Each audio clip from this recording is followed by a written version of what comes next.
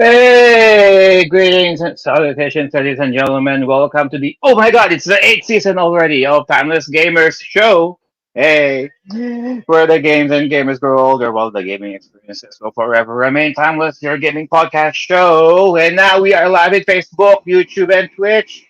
And for all of our archive videos of our previous episodes, you can still check them out by going to the YouTube channel of Timeless Gamers Show. And oh, so don't adjust your TV sets, ladies and gentlemen. I'm here at my. So I'm currently here in Manila at my at my folks' house. Not your usual, not my usual gaming studio, but that's fun. Just some personal business, mind you. But forget all about that. It's the eighth season premiere of the Timeless Gamer Show, and we're gonna start the whole season with another movie review, and it's all about Tetris. And this topic was brought to you by Server Raj right here. Server Raj, say hello to the people down there representing Sega Mega Masters. All right, hello, and I hope you're all having a good weekend.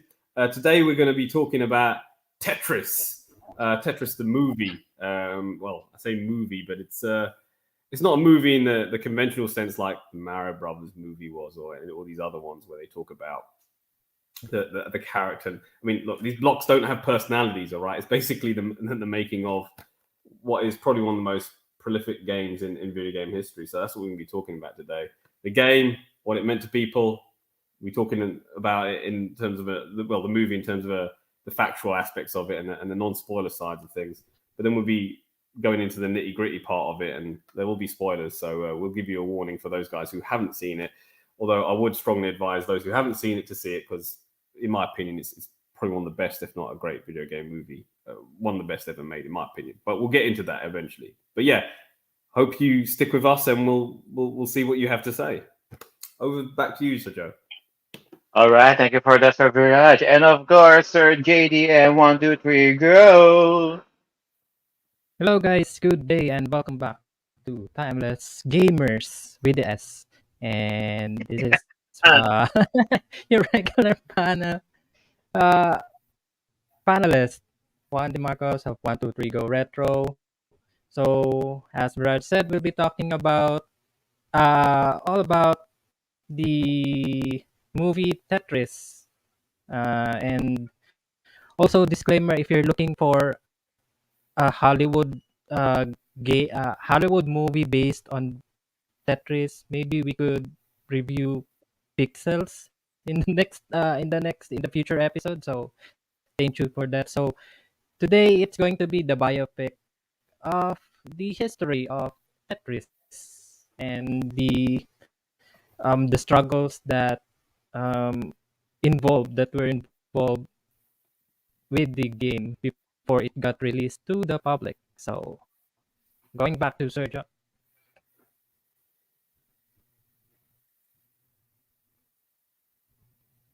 Oh, we want to take your mute. You're mute. There we go. Sorry. A lot of noise on the outside. Sorry about that, guys.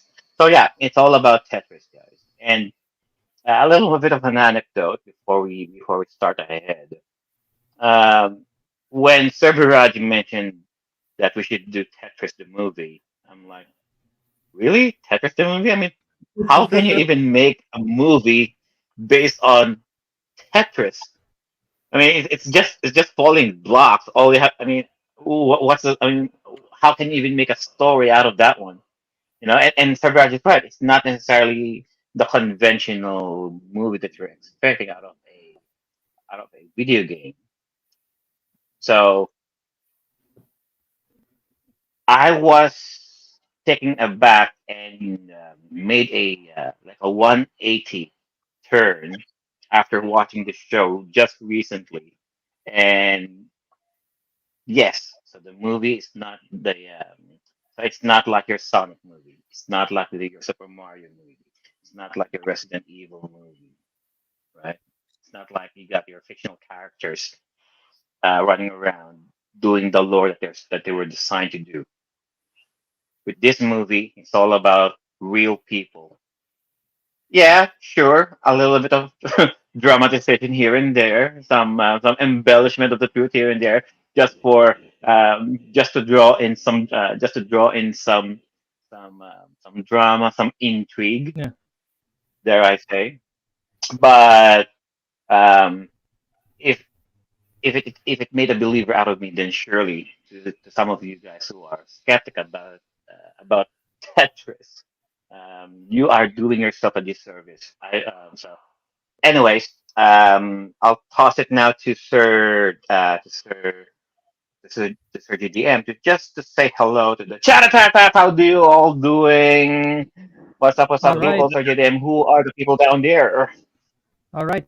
So we have Momo Cringe in the chat saying hello, everyone. We also have Hi, Miss Momo. hello, and also Mr. J De Jesus, who is Hi, also in the Master J. chat, and also greetings to Jake Belmont, who's asking what's going to be the topic today. It's going to be the movie review of Tetris for to 2023, the 2023 biopic. And then we also have MC Deville or Diville in the It's chat the saying MC. hello. It's MC Deville. Hello. And we also have our one of our regulars here in the show, Shin Mamachu. Hey, And bro. we also have Jomarot and Twitch saying that Hi, it's Sir Jomar. a James Bond gamer movie. He's I not don't know what wrong. he means by that. He he he he is no. I mean, the He's a, movie is not. It's a James Bond movie, yeah. basically, and he's Yeah. not wrong, I guys. think He is not wrong. I think the reason why he's saying it's a James Bond movie because it involves Russia or like the Soviet It Union involves in a the lot of Russian 80s, right? KGB. Yeah, KGB in rep it. You got Yeah, some it spies involves KGB. a Yeah, KG, right? services there, but we'll get there. All right. Jake wants to So we'll talk get to about that. Nocturne, so we will talk about that at some point. But yeah, Castlevania Nocturne. I've been all watching right, it. It's good. I haven't finished it yet, but we'll get to that eventually. all right, and we also have Sir Raymond John Orendes of Retro Freak Gaming in Hey, the Sir house. Ray. So Ray, big man Uh, Ray. and I also would Oh, like to greet um her daughter tomorrow. It's going to be her happy daughter's birthday, birthday. Maddie. Happy birthday, Maddie. So Hmm. I think that's all So, that we have in the chat. that's all for now. Yeah. So, just so you know, guys, it's only the three of us. It's only the three of us for tonight. Sir Ray's Just preparing for the the birthday three of party us. of just the three of us. We can make it if we try. You and I. Okay. So, Sir Ray is preparing for the birthday party of his daughter for tomorrow. Sir Joel is having Fishing. he's going to he's going fishing. Is that the word? No. So he's also preoccupied with something. Miss Eileen is still busy at work, of course. Sir Dan is, I don't know, maybe he's out at sea again. I'm Uh, not even. Yeah. Most likely he's out of, and Mamuchu is still busy with his deadlines, drawing his deadlines. All right, so it's just the three of us. So hopefully it will be we will have a lot of things to cover. Me and Sir JDM will be expecting Sir Viraj doing most of the heavy lifting. So be careful, Yeah. Sir Viraj. Don't break your back on this. No. All right. Oh, So fun. This is oh, Try, try not to be Sir like Jeff is here as well. pushover. Sir Jeff is here as well. Hi, Sir Jeff. oh, All it's nice to right. have a nice So I'm audience gonna toss watching it us. now. Nice audience There's a watching lot of us. people I watching mean, us. So, it's a bit of a shame that because we had all these people panelists for Mario, but I guess this separates the men from the boys, doesn't it? For the Mario movie, everybody wanted to turn off on the panel, but we got this for Tetris. So let's talk about Tetris as a game to begin with. So this is my original Game Boy box with Tetris packed in.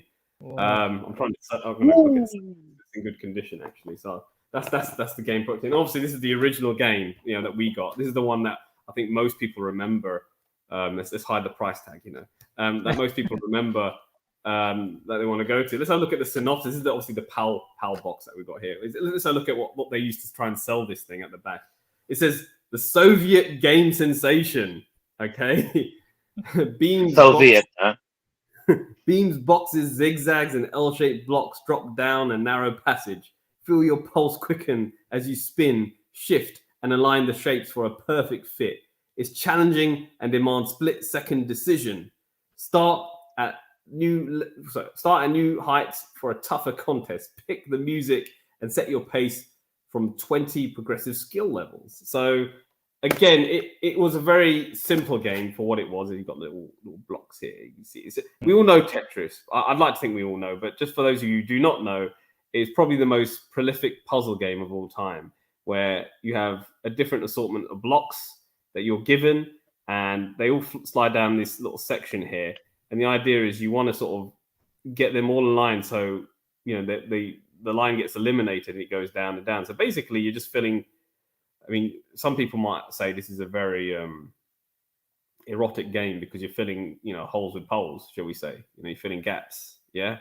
So Joe's getting excited when I said that. I think getting excited, but yeah, you could argue, But that being said, there's something addictive about the whole gameplay of the box. Every time you get a shape, you have to make sure that it fits in a certain area. We want to write rows. Yeah, we don't want to make columns. We want to write rows, and we want to sort of beat the game. And obviously, as time goes on, the game gets quicker and quicker, and you get different. Your level goes up, and you get a score as well. And whoever it was a score master, wasn't it? Who got the highest score, and that was it. And it was incredibly addictive. People would, adults would plug themselves into this, and they'd play it for hours and end. And this was definitely a system seller for really, arguably, what people would say is like the first definitive handheld console, which is the Game Boy. You can say what you like. Oh, there was handhelds before Game Boy. Game Boy was, in my opinion, the first handheld system that everybody really cares about. Yeah, that's the one. This is the system. Okay, and this is the game that helped shift it. It was that game. In fact, even in the movie, and it's a bit of history anyway, where Hank Rogers actually said to the and Hank Rogers is the guy who brought this game to the West, Nintendo, for bulletproof software, which is what we're going to talk about shortly. He even said to the Nintendo VP and the Nintendo President of America when he went down there, which is, hey, you want to sell this new system to little kids, ship it with Mario. But if you want to sell this system to everyone, you put Tetris in there. But he's doing this, but that's true. That's a true line. It's a line in the film, which isn't really a spoiler because it's history as well. That actually did happen. All right, that actually happened. I mean, this film, there are aspects of it that are dramatized, and we'll touch on that later. But this game is what really pushed this into the hands of many people, not just children but adults alike. So, it continued. I mean, it was a big fever. There was a sequel to Tetris, and they've obviously changed the gameplay a bit, added some color to it, and there are many aspects to it, and they made so many of them. Obviously, for the console versions or whatever. I mean, it continued. I think the next version of Tetris I own is the Game Boy Advance version, Tetris Worlds. Okay, which obviously had certain features the first one didn't have, but it's still fundamentally the same, if not a similar game.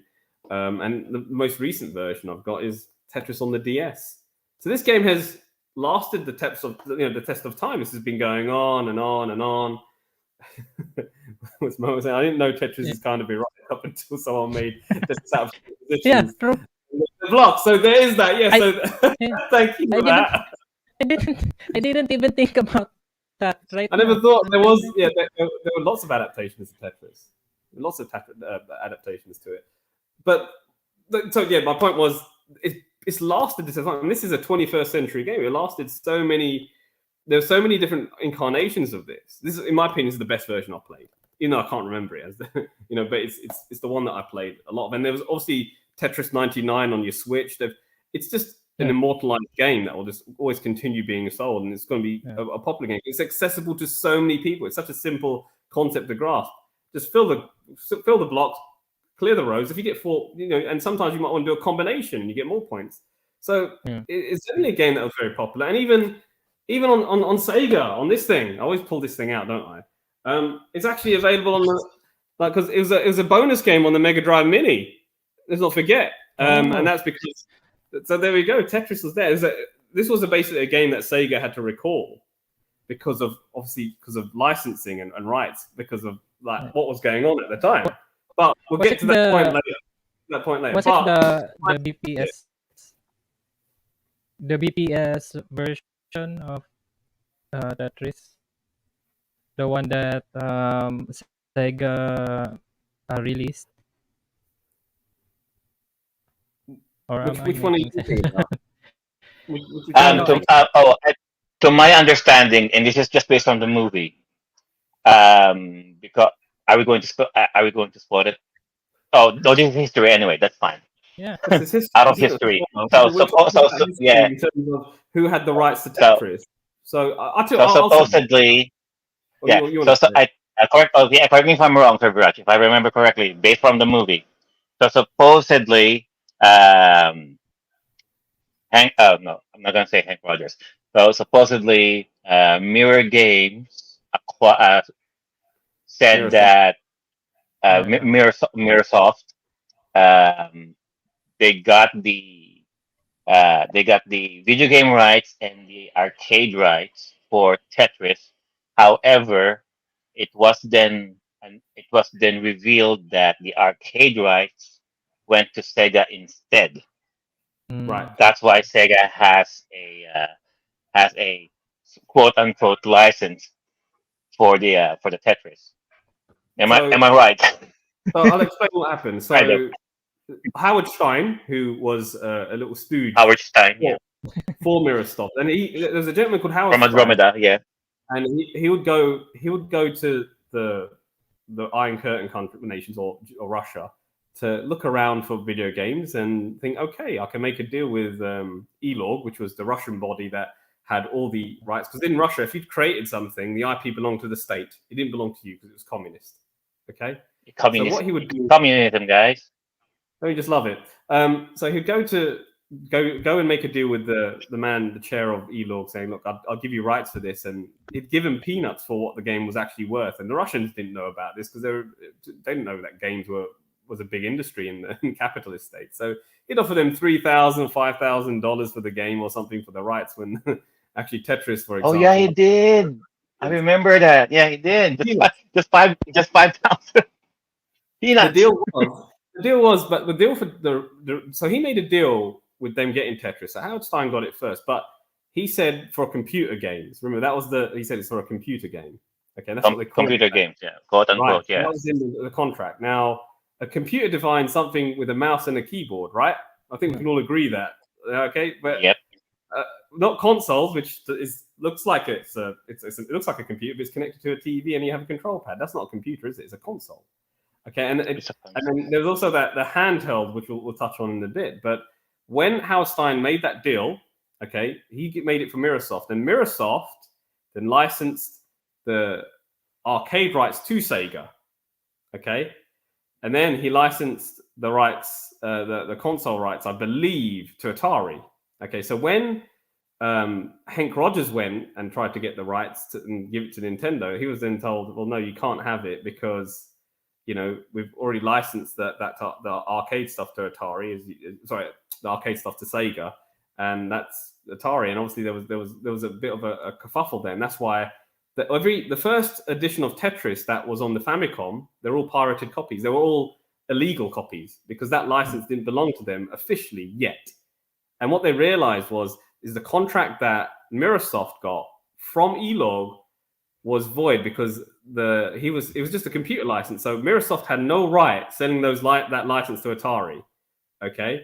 Yeah. And I believe they destroyed every single copy of the game, right?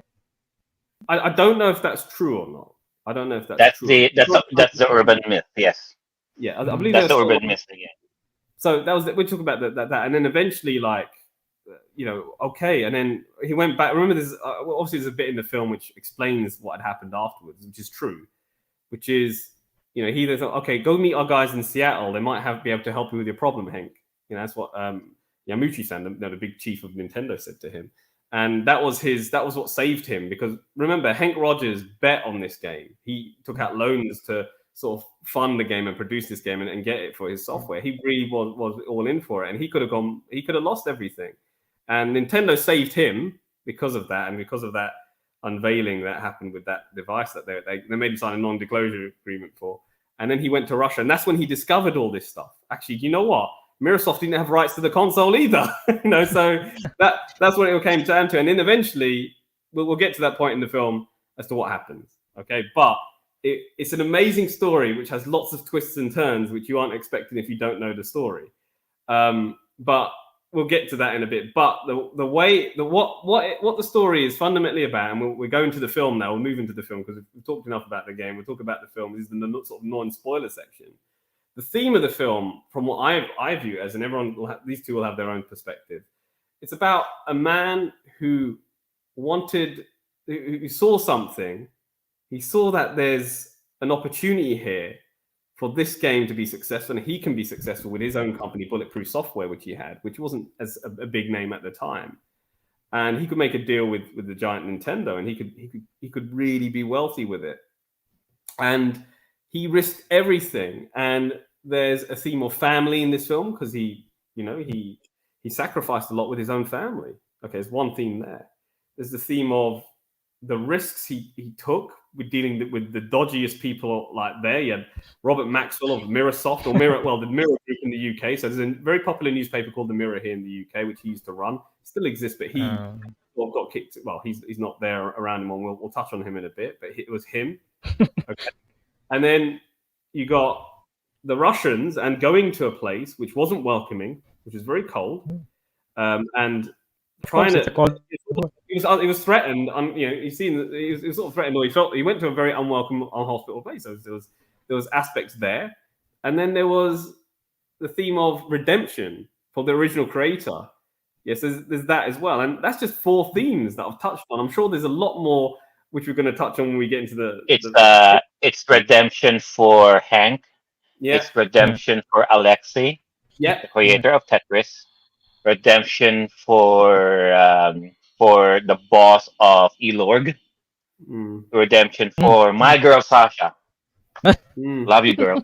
Sasha. You fell in love with her, didn't you? All right, so Sasha was a fictional character. She wasn't even in this story. I just want to throw that out there. She was just there for the drama. She's an original character. All right, but in your fantasy, she's original. Okay, I'll let you. I'll concede to that. Okay, I'll let you have your fantasy. I'm not going to rob you of that. She's real.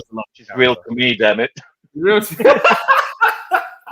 Real. So, listening, you haven't seen the film. There's a very beautiful a character in there. If you're into the babes, but anyway, going forward, there's a lot that happened there. And it's about not giving up. I think there's a theme there about this guy was persistent as anything. He was so persistent, and what he went through is just ridiculous. Obviously, a lot of it's dramatized, but he did go through.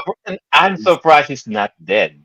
I'm surprised. The way the story progressed, and I'm like, I was watching it last night with and I was giving my play-by-play commentary on our group chat. And I keep saying, seriously, why is nobody dead yet in this fucking movie? Yeah. We all know who kicked the bucket. But yeah, there's so many themes in this film. I mean, what themes did you guys pick up on that I haven't sort of mentioned, JDM, so Joe? I mean, what did you think? It's you have the what you mentioned earlier, family. You have redemption. You also have the what do you call this? Like the connection between 2 different worlds separated by the Cold War, right? Because that's right. Because it's a big the deal. setting is in the Cold cultures. You got the Russian culture and American culture. There was something there in that film. There's a theme there. Yeah. And they also touch a little bit about politics in the Soviet Union, and right, because you have the presence of Gorbachev in the movie. He even have the scar, the prominent scar, right? The birthmark. Yeah. Yeah, the birth. It was his birthmark. I thought it was like birthmark. And you also have the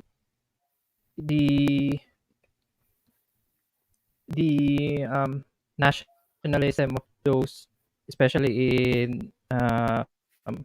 in Soviet Russia back then, because he didn't know there were like there were factions, right, that are um under they're they're moving under surveillance, something like that, and they're trying to overthrow the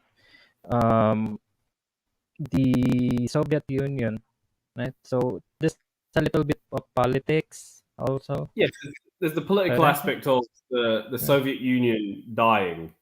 Yeah, yeah, there's right, aspect right. of That's it. it. And how everybody was after, and I think that it's greed. That's the theme, isn't it? No, no, Everybody was after something. no. Everybody wanted a piece of the pie, and Yeah. greed You is know, the big. That's the Yeah. let's say theme uh, to this thing. It's all about greed. Hank wanted it. It wanted it because he yeah, wanted to.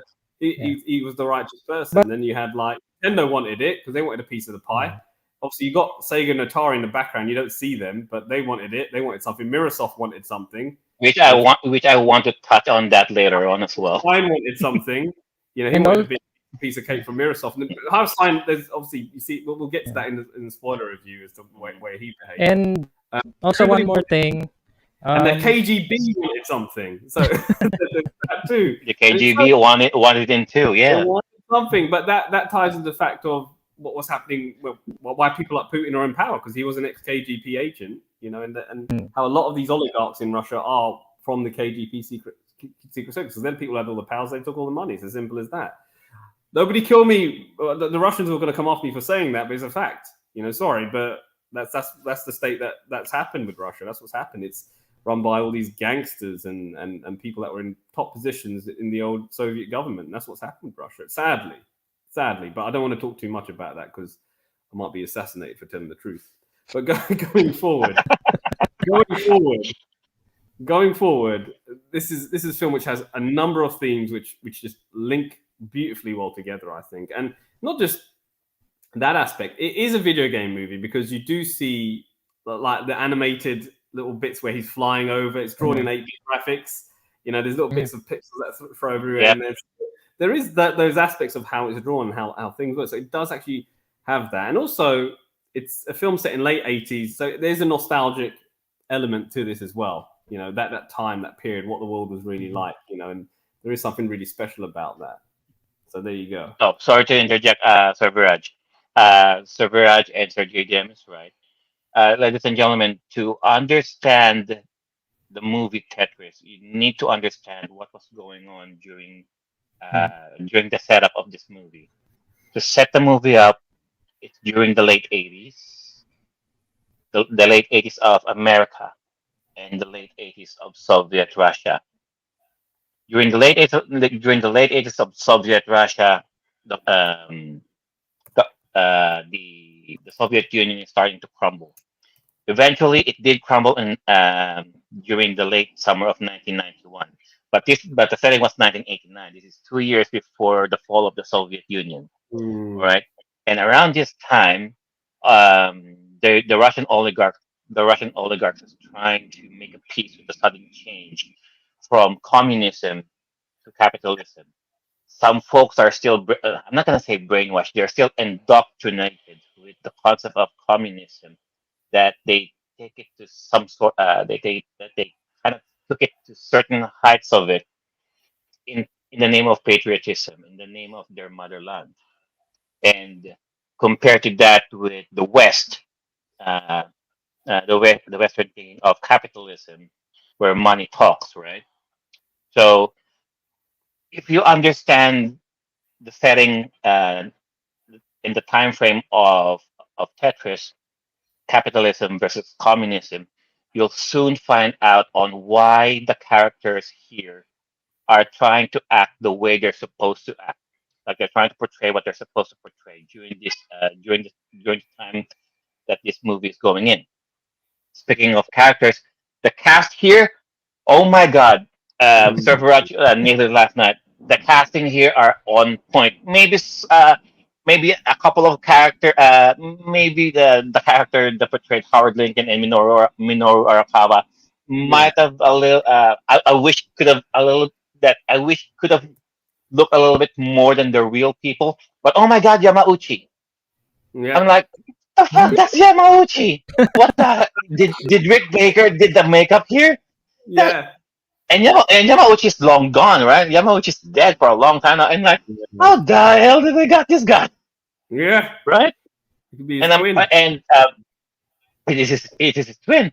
And among other things, the Russians. Oh my god! Every time the Russians are on the screen, I feel that oh my god, someone's gonna die. Right? I will get in touch with the characters later on during the spoiler movie review. But oh my god, the casting here, superb. I like the casting here. Um, high praise coming from me. The pacing. With the pacing here, I'm not sure with Sir Jim and Sir Virat can agree with me, and Sir Jomar who saw the movie as well. They kind of tell the story in bullet points. It's one event after another, after another, after another. Mm. But that being said, it didn't feel like there. I felt like they're not telling some of the some context that are being left out. I feel like because I know some of the history of Tetris as well. Like we mentioned, Atari and Sega was supposed to be in there, but they were only mentioned in like a couple of sentences, and then that's it. But there were a lot more things going on there between Nintendo, Sega, and Nintendo, Sega, and Atari. To me, the way if I'm going to make an analogy with the character, with the factions going on here with Tetris, you got Hank Rogers. Mm-hmm. He would be so that's your block number one. Block number two is your Mirrorsoft. Mm-hmm. That's your block number two. Block number three is Howard Stein, and then block number four is the Russians. Right. So Yeah. put them all together. It all falls in line. Yeah. Yeah, just like Go the ahead, game, Separate. right? Just like the game. Just like the Everyone is falling to its rightful place to make a perfect line. Yeah. And it's a Definitely. race against time. It's a race A race time. against time as well, right? I Like mean, who yeah. can make who can make a better deal? You get 1 week. $5 million. You don't have the money, don't you? Yes, I have the money.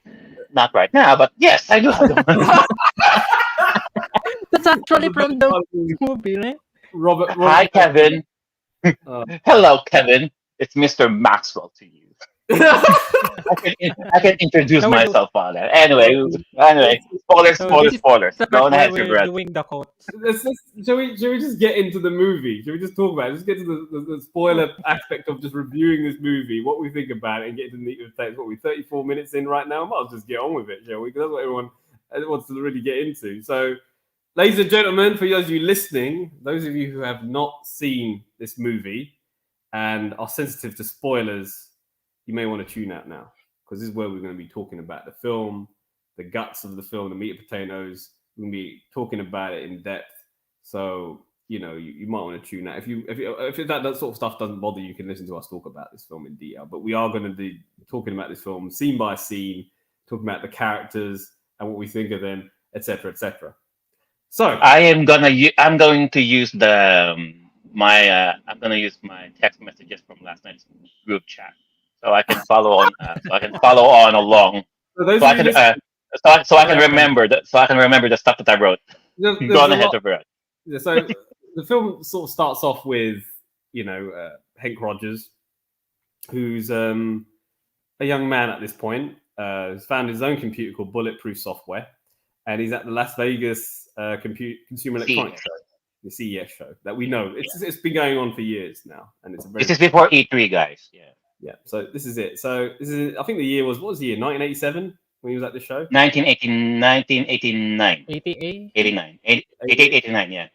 Because the game was released in '89, to be honest. Was it Oh, 88, definitely 88. Yeah, 88. around that So time. he- 88. So back, he saw, obviously he's there. He's got his assistant, and he's trying to promote his own video game, which was a puzzle game. And Go, Chinese Go. and it wasn't selling. Nobody cared about his video game. Everyone was flocking to this thing that's on a computer. Even his assistant was playing the game, and it was Tetris. There's a computer version of Tetris, and it's obviously been distributed by Microsoft at the time.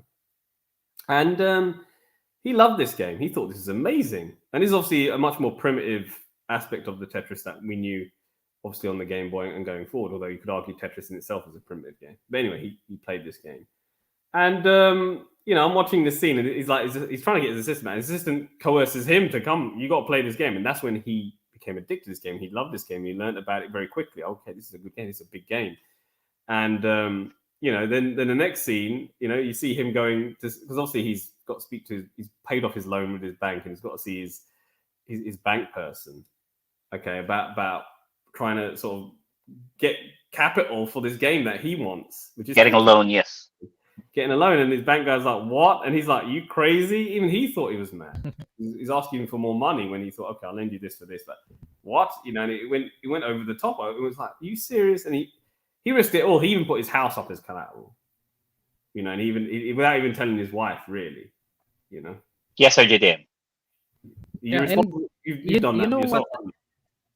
You know what I like in that scene, during that scene when he was talking to the banker about a loan, he's describing Tetris. Then in the background there were the blocks falling down. Yeah, It's like, I'm in love with this game. I want people to play this game as much as I would like to play it. Right? He's still dream of blocks. saying that. That was his line. I Right. still dream It was of like blocks. that. Yeah. So Apparently, so Microsoft got all of the worldwide video game rights. So that's what he was told, but not the arcade. Yeah, but not the arcade rights in Japan. That's right. So Sir Biraj, continue. So I don't know if I've chronologically got it wrong with just saying he went to his bank manager, because he did go to Japan to speak to Hiroshi Yamauchi, and obviously he got the game and he put it onto a Famicom cart, and he showed him how this game runs to Yamauchi's hand. And he's sitting there, he's like, not bad, with his with his poker face, not bad. He's playing it, and you can tell he enjoyed the game. I think Nintendo offered him, what was it, 5 million or something like that, or half a million for the game, or something. $500,000. $500,000. And I thought it was yen. 500,000 US dollars. Not yen. Not yen. Yeah, not yet. Okay, so they offered him some good money for it. Even he knew, and what I found really interesting was that negotiation when he goes. He said that Yamauchi said that we develop our games in house. We don't collaborate with any third parties, right? And then he said, on odd occasions you have, which is true. And this is Nintendo, right? This is Nintendo being Nintendo at the time. Yeah, trying to take over the world. And he goes, no, but on other occasions you can do this. And then he made a deal with them saying, I'll do this, I'll do that. And then obviously they bit on that deal because they realized Tetris was a big game, even for the home console at that time. So he then finds out, he then gets a call from, so he's trying to make this deal fly or whatever. And he's trying to get, I don't know if he goes to Russia at this point or whether he's still talking. No, I believe he told his wife that he got through with Nintendo. Yes. So both him and his wife announced it to his team, Bulletproof Software, and then we got a call from Kevin Maxwell. Oh, I'm sorry, he can introduce himself. Yeah. Saying that the arcade rights went to Sega. Yeah. That's time. So that's the time when we knew that. Have the arcade and he was So he was already betting on, because he was already betting like $2 million for the $2 million for the video game for the video game licensing, and then another $1 million for the arcade. Yeah. So if he loses the arcade license, that means he's $1 million short. Yeah. And that's what happened. And then he went back to Nintendo, and then Yamauchi said, "Okay, so if we did lost the arcade rights, how about we do handhelds instead?" So he goes to Seattle. Even in Seattle, that can help with your problem. He went to Seattle, and that's when then you see that magical scene when they unveiled the Game Boy, and everyone gets like, "Oh, Nintendo R&D." We got excited. You got your Nintendo prototype being presented by Howard Lincoln and Minoru Arakawa themselves. making him sign, making Hank sign an NDA because virtually we don't trust you, Yeah, And I yeah, think and we during don't that trust. time, Go. there, there was like no word about the Game Boy, right? Like The game was coming it's out. like No, yeah, it's like a underground project that they have. yeah. And it's how they explained in the film what the Game Boy spec is. And that's what I found really interesting. I was, oh, no color screen, because color screen would reduce the battery life. With black yeah, and white, eight. So they need eight double A batteries, which is going to be Yeah. expensive. four So AA they have to cut battery. down to four. Yeah, So and they they need said to a compromise. 12-hour battery life. That's what It's he said. compromised. Yeah.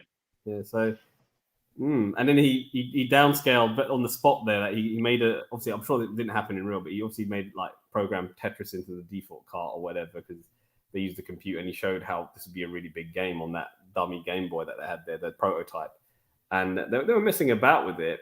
And it was, you know what, I thought that was a really nice scene, because this film isn't so much about Tetris as it was about the format that it was wildly critically renowned to be a big successful, which is, the original Game Boy here. This is what did. I mean, these two needed each other. Tetris needed the Game Boy, and the Game Boy needed Tetris. They were, they worked hand in hand for what it was. And that was the line that I said Which at is the start. weird, that. Actually, you say that, Sir Viraj. If Mm. they could have just went with Super Mario to begin with, they could have saved all of them this trouble. They did. Super Mm. Mario, There was two packs. There was the Super right? Mario pack, I and, mean, and right? so they did But actually do two Hank, packs. yeah, Hank There were was two packs. a visionary, son. Yeah, so Mm. Yeah. I mean, look, in the end, like, he went there and I thought, okay, fine, handheld rights. But then when he went to Russia, that's where the film gets really dark. That's where I thought, oh god, Yep. this comes there. He comes to the Russian immigration service, and they're cold and they're looking at him suspiciously, and that's where the film totally changes its tone. The color's gone. This is turned into a much darker film. Everything's dark. Everything's Things gray. follow. They're like, keep an eye on, keep an eye on. they changed the color grading of the movie Yeah, right and there. then Yeah, yeah, from 8-bit colors to 4-bit gray colors. Almost monochromatic. It's more monochromatic. Yeah, that's right. so it was definitely a darker film, and you had that translator that wanted to follow, and you're thinking this woman's a spy. That's what I thought straight away, and I was right. I didn't know she was a spy What? because no, I mean because how it was presented. So Hank was there, and one of the side hustles for the Russian citizens, if they know how to speak English, they're going to go to you and they're going to ask you if they can offer translation services for you, Mm. right? So a lot of people were asking for her to be his translator, and then this lady, out of all of a sudden, very proactively approaches him and saying, "Do you need do you need a sucker?" Yeah. And I'm like, "A what? A sucker?" And I thought, is she a prostitute? Is she a Russian prostitute or something? No, she was offering translation services, right? Hmm. And I thought, Mm. okay, she's just this honest, naive Russian girl who just Yeah. wants to have, Yeah. just wants to have an honest hustle, right? But no, I think lo and I behold, think I think Sergio, if Sergio was in Hank's position back then, he would actually like he won't suspect anything because when you see her, she's good looking and she knows English. But for me, when I saw the movie, when I saw that part, I was having my suspicions already. But because right then and there, like she was in the right spot, right? That she needed someone no, to that she yeah. needed. So Yeah, they went to Ilorg, right? So they went to Ilorg, and then she kept on saying, "Don't do this." In Soviet Russia, foreigners go in department building means crime. Yeah. So Hank yeah, still insisted to go Yeah. inside the government building, So her So you role would think that was she'll just, you think that she'll be gone, right? No, she just waited outside there, and I thought maybe she just waited there, or maybe he just told him, maybe he just told her, okay, Sasha, just wait here, just in case I might need you for something, I'll come get you. No, she just stayed there. well, her role was to make sure that he doesn't interfere with any of their Mm, Russian issues. Yeah. Basically, he didn't want her interfering. Well, she didn't want the Russian government, the KGB didn't want him interfering with anything in Elog. He didn't want that. They didn't like him from when he got off the plane. So yeah, he was being followed, and there was that aspect of the film. Whether that's true or not, we'll see. But at the end of the day, he went to Elog, and then that guy was there, and obviously he said, "Well, you can." He pulled out his copy of Tetris, saying, "This is what I want to do for," and he said, "This is an illegal copy," and that's when he realized. So this guy, the head executive at Elorg, is Oleg Stefan, being played by Nikolai Belikov, the boss of Nikita Efremov, who played Alexei Pachidnov, who was the creator of Tetris. Alexei. So it's Oleg Stefan. Brilliant actors, these two. Yeah. So Nikolai Belikov is the name of the actual character. But yeah, go on. He was obviously trying to. His eyes perked out when he was talking about this game called Tetris, because he already made that deal with Howard Stein. What's this doing in Japan? And then that opened up a whole new can of worms as to what's going on with this game. And obviously that's when he found out, oh crap, like even the home console rights is pirated. What the hell, these rights were there. And then he looked at the contract or whatever, and that's when they discovered what a computer game was, and they had that little chat. Obviously, he was threatened. Actually, to be honest, it was an altercation because he threatened him, and he wasn't even talking to him. There was a translator talking. Well, according to the boss of Elord, because they didn't, to their point, they didn't license anything,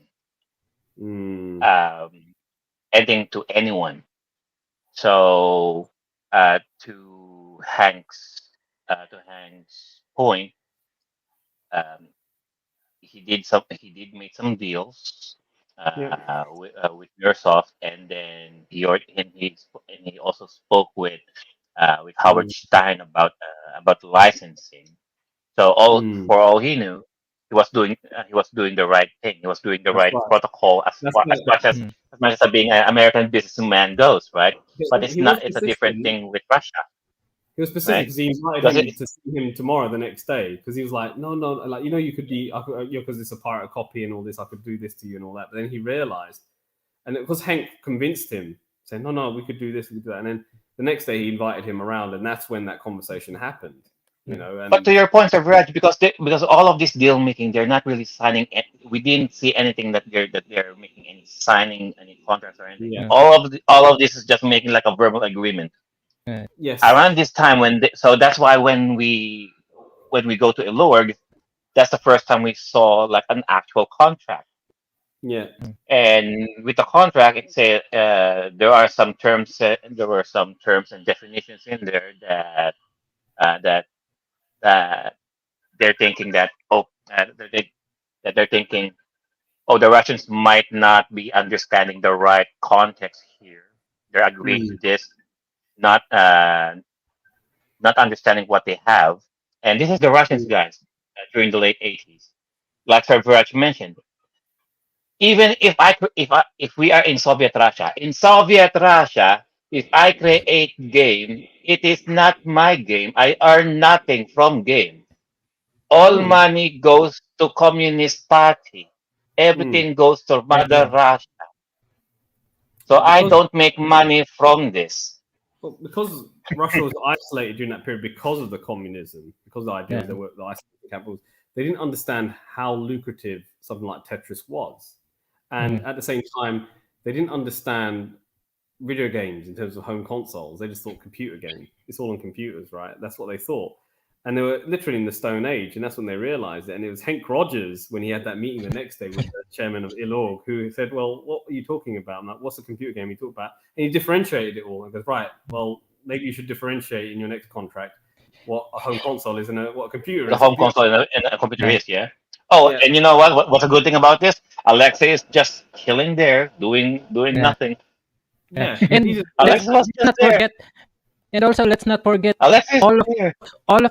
the players in the game are in the same building, right? But in different rooms, Yeah, so right? obviously he In kept different rooms. Howard Stein there, They and kept them then separate.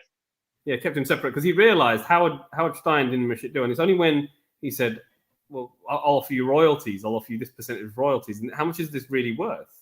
You know, and it was actually Hank Rogers who told them, like, you know, this is really the potential for this game, and Like a obviously, million at least. yeah, and he was like, and he kept leaving the room, saying, "Okay, give me a moment." He Yeah, kept like going in the room and all that, and he was like, he went back to the He other is room. leaving the room because he wants to know how much the game really is something worth, Yeah. more than what the right, other person is saying. And right. then Because obviously because each person is trying to downplay each other. yeah, and then he went to Howard Stein and said, and he made Howard Stein re-sign that contract Um, if he wants to have further discussion. That's basically but it. I And that but screwed I need him. to but I need to read it overnight before I sign. Yeah, he was, no, you'll make the decision. That was fun. That was hilarious. It was, Howard Stein had swindled the Russians, and the Russians will do whatever was. So his job, the chairman of ELOG, was to do what was best for the government, to get what's the best deal for them, what can they get the most money for. So That's right. this JDM, what were you going to say? I also, before we forget as well, people may be asking, how was this foreigner not from the Soviet Union was able to get into Soviet Union? So in they've established that you can foreigners can come in As Soviet tourists. Russia as tourists, as long as you're not natural born American, right? If I'm not mistaken. Yeah, because he's actually Dutch. He's a Yeah, Dutch guy. he was, yeah, Well, he was he says he's then you have, Dutch, who grew up in New York, who lives in Japan. Yeah, so it's There's a true. lot of complicated. runabout, which is the truth. Which is the truth. But And it was fun you have because he. And he met his wife in Hawaii. That's it. But no, to JDM's point, he wasn't allowed to sort of go there to do business as well. He was there. He's meant to That's be. yeah, correct. That's the truth, and he was breaking the rules there. So he took a risk breaking these rules, but it's That's what he a, needed to do. that is crime. Crime one. Yeah. Crime two. Stealing from Mother Russia. Crime three. Lying to Mother Russia. So he was lying, but he went there because. But then the thing with Mother Russia is, or the chairman of ELOG, is he realized this guy was an asset to him, and he helped him out in regards to the Tetris tool. He knew that this guy Howard Stein had swindled him, or the Russians, by not telling the complete truth for years. So he got him to sign that other contract, which is fair enough. And in the end, like it turned out like there was a conflict there, and he had to fly back to get the money from Nintendo. So obviously, not only does he have to leave, but before that, I think he obviously met with Alexei, and he bonded with the creator, and he tried to get him on board as well. And he wasn't allowed to sort of fraternize with the Russian citizens as well, which was another crime as well. And they weren't allowed to keep him in because he was a foreigner. He should have stayed in the hotel. So obviously, they don't want contamination from the outside world. I think that's what it was. So there's that. All of this is going on, but we keep forgetting another crucial part of the plot here, the KGB. Yeah. So what's the KGB doing in the background while all of this is happening? So Raj, obviously, there's the main guy. There's Sasha, who's basically the translator, works for the KGB, and she works under this guy, and he's the most corrupt KGB. Alexei. No, that's not the guy. I think the guy is Igor Grabutsov. That's the actor. He's playing Valentin Trifonov. So Yeah. he's basically the main guy of the KGB. Of KGB on the electronic side of things. Yeah. So obviously he's warned off Hank. He's warned him off. He explains where he came from and all that shit, and told him how it is, etc. And he's warned off, obviously, Alexei to not meet with this guy, and he's threatened him and his family as well, inadvertently. His presence is threatening. So obviously, oh my god! Like every time this guy is on, and I keep saying, people should be at least walking with one less finger every time this guy is around. Every time he shows up, like like like he keeps on making these idle threats, and I'm like, I mean, and I'm already scared, right? I'm already scared of you, but you're not really doing anything. Yeah. Mm. You're not really carrying out your threats, but at the same time, I don't want you to because I know Mm. you can. Yeah. He's that kind of guy. Yeah. He's just that very intense KGB agent. The bit Like I where said, Yeah. guys, the bit where very good he's casting. in his house and he's talking to his kids and he drops the furniture and goes, "What's going Yeah. to fall first?" You know what he's suggesting by doing that while Alexei's there Right? watching his kids. That's scary. So it doesn't. So gravity doesn't discriminate whether you're a small coin or a big boy. Yeah. Everybody, everything falls at the Falls back. same time, at the same Mm. speed. Yeah. Basically, what he's saying, I can put all of your boys, hang them over this window, then drop them off. If you keep screwing us, if you keep Yeah. on fucking with us. It's really sad because obviously they I was waiting for that to happen. Actually, I'm like, oh my god, is he gonna do it? No. they found out that he spent time with Hank because obviously they had the nightclub scene and they bonded over the Yeah. game, and Hank suggested that he put this little code there where if you get more lines together you get more points and stuff like that. And you know they bonded over programming and they became friends that little bit. And then he said, "Look, I'll come back for you." Yeah, right. Obviously because he didn't believe in all this stuff. Yeah. And then there was something really gut wrenching as to how Alexei was treated when obviously Hank had to fly back to see Nintendo Yep. to get their checkbooks out to come with him to Russia, and that was a really interesting spot. But Yeah. it's how his family was evicted from his house because he was in league with this guy that the KGB kicked out of the house, and they treated him like crap because of this, and that was really heartbreaking because it. Oh, and the Russian embassy in Tokyo. Let's not forget about that. Yeah, and they threatened threatened me and the kids. all dramatized. They threatened his wife. That sort of thing where they obviously they did. Also, Sasha seduced him in it, or was trying to sort of. Yeah. They took pictures of him and walking holding some roses or something and stuff like that. Go home. We have pictures. Yes. Sasha, no. Sasha, no. And by the way, in the Could have been movie, me. It's me, Sasha. But How about me, Sasha? But then she obviously tried to seduce him and he was like, "I've got a wife." So it showed that the man was honourable, faithful to his wife. So Honourable man. He's an honourable man, and If the and then I said, if the KGB is not going to kill this guy, his wife will. yeah, his wife in the end says, "You've got no reason to kill him." And yeah, his wife was probably more upset with him missing the daughter's place. That was part of it. He was so emaciated. The concert, yeah. Still, he sacrificed his family. You know, his daughter was trying to sort of had a school play, and he missed it all because of this thing. He missed out on all that, and he came home obviously rushing and all that, and obviously he missed the play and lost everything. Kids, he said, "I don't give a shit." He will get other players. Obviously, the daughter, you know, she obviously forgave him years from now. I'm guessing because it built their fortune, this Tetris thing, but. It was painful, you know, and that's what it cost, you know, to do this. There's a level of sacrifice, you know, and his wife, you know, at the time probably didn't understand. Like, called him an arsehole or whatever because of the way he behaved, etc. But you know, a lot was at stake. Their house was on stake because of this loan he'd taken. He really needed to get this Tetris game deal go through with Nintendo, and obviously he grabbed the guys and got them to get their passports and their checkbooks and got them to fly back to make this deal. And obviously. You know, Maxwell. That was a deadline because apparently the head of the KGB is making some backhanded deals with Microsoft with Microsoft for 4 million. Well, they were trying to highball each other, but the agreed price was 4 million for Tetris, video game rights and the handheld rights. Then the head guy in Elorg, thinking that okay, out of everyone here, I think Hank is the only honorable guy out of all of the greedy sons of bitches here. Well, he offered them the best deal. He's only best deal. He offered the Russians the better deal, the fairest deal, which was better deal. He offered them money, but he offered the them better fair deal. He offered them royalties. He offered the royalties. Yeah, that's it. And but then again, just to make sure that everything, but because there's still this looming deal coming from the KGB.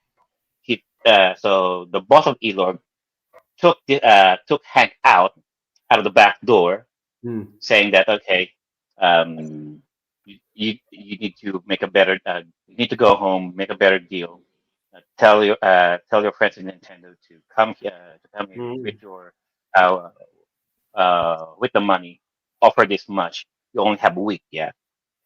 Mm. And then uh, and then the KGB found out about that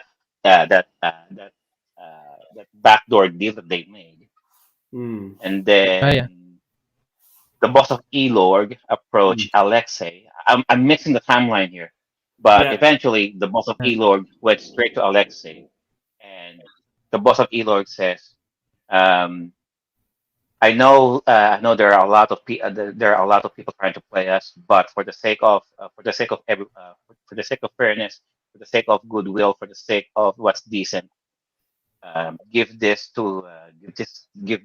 letter of intent Yes. Mm. Yes. I remember. to Yeah. this letter of intent uh, to Hank, because at this time Hank lost everything, all of the video Mm. game rights and handheld rights. Mm. To his understanding, he lost everything, so he doesn't have anything now. Yeah. He went home, got an argument with the wife, missed his kids' concert, so he's all down in the dumps. He's drinking. Alexei, you delightful son of a bitch. Yeah. So he has this letter of intent, and Yeah. there's there and the only working fax machine that he could access. He was trying to do this rope a dope shit. Um, Tricking everyone that he started the fire. Everybody else Yeah. went Yeah. outside, take out the fire Yeah. extinguisher, go straight to the room, fax it, Mm. fax the letter immediately as fast Yeah. as he could. That Goes to rights are Hank. still for sale. Yeah.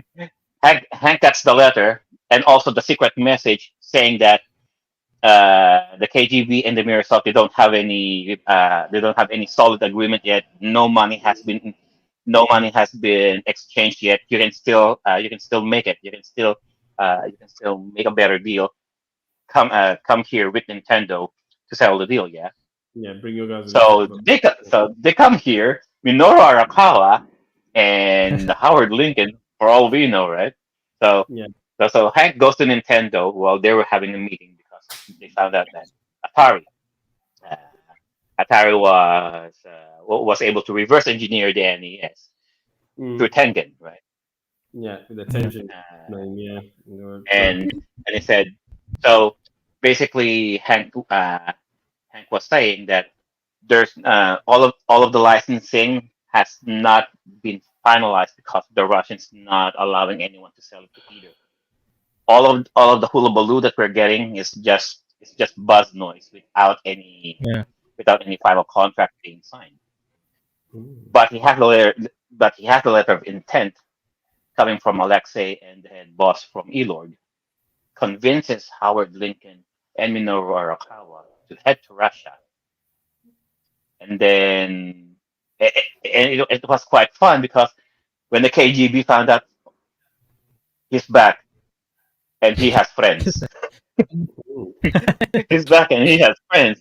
So Yeah. everybody, and around this time, all of the KGB spies who were tailing Alexei, they were all recalled, head straight to Elord just to make sure that the deal doesn't happen. Yeah, Mm. Mm. and then you got Howard Stein, and then you got Kevin Maxwell Maxwell. also in the building. Yeah. And then all of the KGB agents are trying to, and then the KGB agents trying to rush in just to make sure that Nintendo doesn't get the deal. Yeah. Go ahead, Raj. Yeah, that's basically what it was. Yeah, there's so many aspects that you can get the chronology of the film mixed up as to what exactly happened. And yes, he had to go back, and yes, he was browbeaten, and he thought he'd lost the deal, and then it's all because of Alexei sending that fax illegally, shall we say?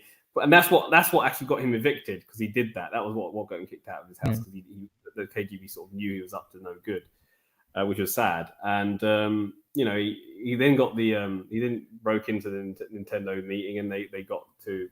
Oh, you know what? You know what? That to your point, Raj, Minoru Arakawa says, and Howard Lincoln asked him, "Why should we believe you? Why should we believe this guy?" And Hank says, "Because he's the only guy who gets nothing out of this.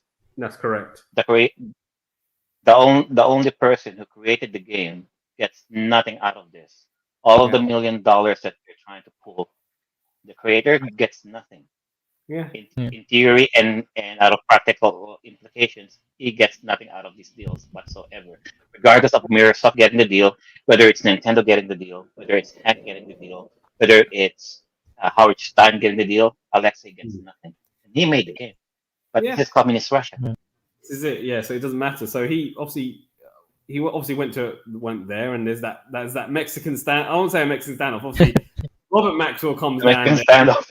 Because let's not forget, we forgot one little bit, which is his son Kevin tried to make a deal, which is trying to sort of sell encyclopedias, because they had this attitude that the Russians don't. The Collier's encyclopedia. Yes. Yeah, Robert Maxwell had this Because they keep on saying that because they don't want capitalism to invade Russia at this point, which at the time is already too late anyway. Because they cannot really because they don't want money to be involved. It's a tit for tat. Mirror Software through Robert Maxwell will give the publishing rights of their Collier Encyclopedia to the Russians. Yeah. If the Russians will agree to give the video game rights and the handheld rights to Microsoft. So there's no money involved. So it's just one thing for another. The Russians think that we should supposed to be getting a little bit more out of this deal because the way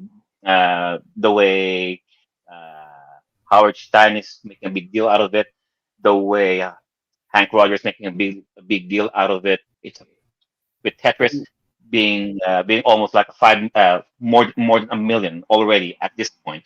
So why should we settle for encyclopedias where we should be getting a little bit more than that? But the flip side of the coin is also that obviously Robert Maxwell is in league with the KGB agent on the sly over the phone. True. So Robert Maxwell he keeps saying, "I'm friends with Gorbachev." With Gorbachev. So in that regard, I should be friends with the KGB as well. Yeah. But no, it's not the case. No, but saying that he tried to make a deal with the KGB guy by trying to get him to push the head of ELOG to make the deal. Well, try and push him to get them to make a deal for Tetris with them. That's what it was, and that's why you see that scene where he got roughed up because of it. Now, reality of the situation is the only violence scene that we got is just a punch in the eye. Off screen, though. Off screen. That's Robert Maxwell trying to sort of push his sort of agenda across, and obviously it gets to the point where the deal is sort of how can you have Russians in the movie and all you got is just a punch scene? It's just a punch in the eye and it's off screen. It is off screen. And let's not forget it's a kid's movie. Gorbachev was also in this film, and you see the bit there where the KGB agent is there, and even Gorbachev suspects this guy's That's dodgy. a cameo. I don't even think that was Gorbachev at first.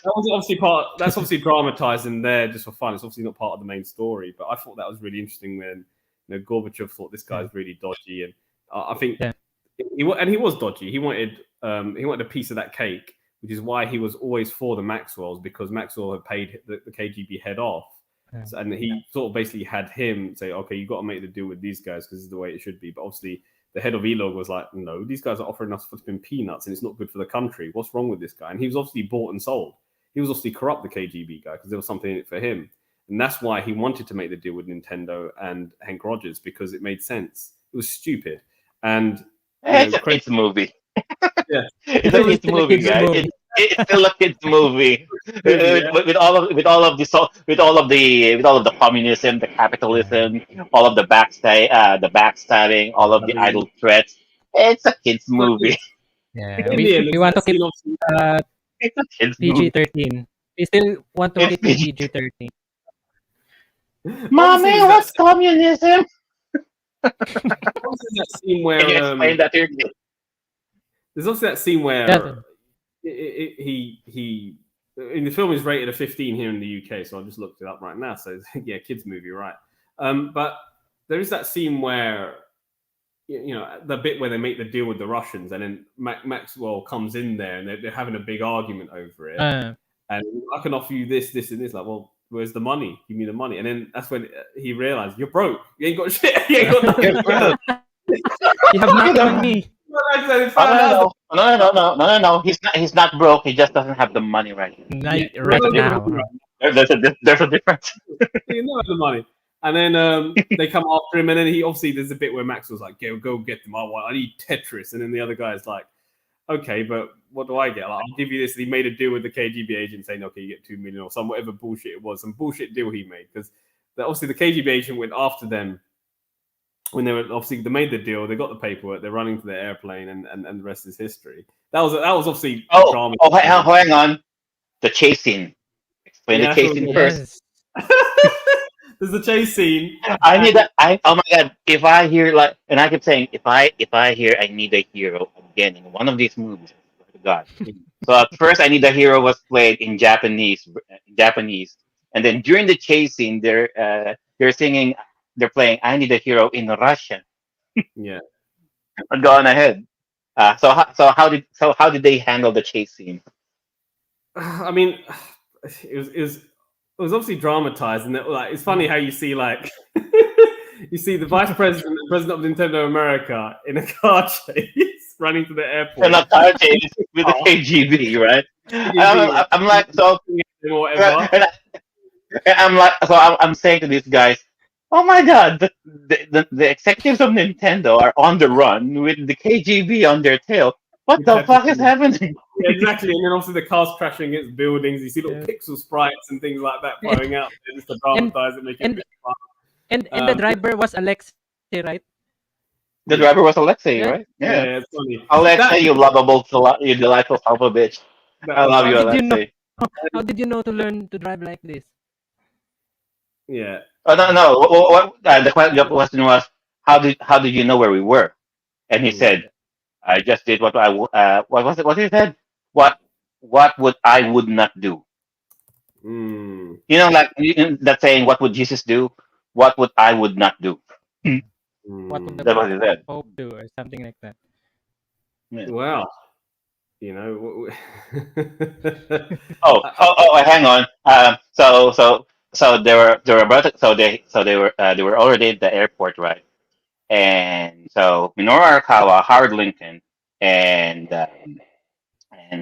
Hank Rogers and Alexei was already they reached the airport. They already signed the deal, $5 million, right? For the handheld for the video game rights and the arcade rights for Tetris. However, they're not necessarily in the clear yet unless they leave Moscow. So they're trying to find the next flight out of Russia. It doesn't have to be anywhere. It just has to be anywhere, just as long as they get out, right?